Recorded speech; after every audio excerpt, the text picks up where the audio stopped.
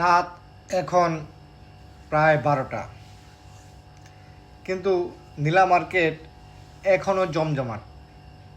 দর্শক, আপনারা দেখতে পাচ্ছেন লাল নীল সবুজ রঙের আলোক ছটা নীলা মার্কেটে। এখানে শিশুদের খেলাধুলার ব্যবস্থাও আছে। কেবল এখানে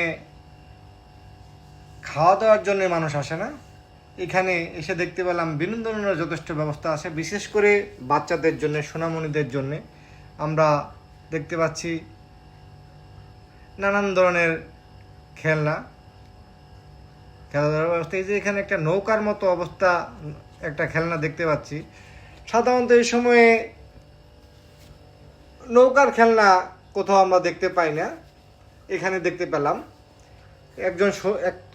এক সোনামণিকেও আমরা দেখতে পাচ্ছি। এখানে আমি কিছু বলার চেষ্টা করছি। এই মার্কেটে এসে রাতের বেলায় আমার খুব ভালো লাগছে, তাই নিজের অভিব্যক্তি ব্যক্ত করছি। আমার পিছনেই একটি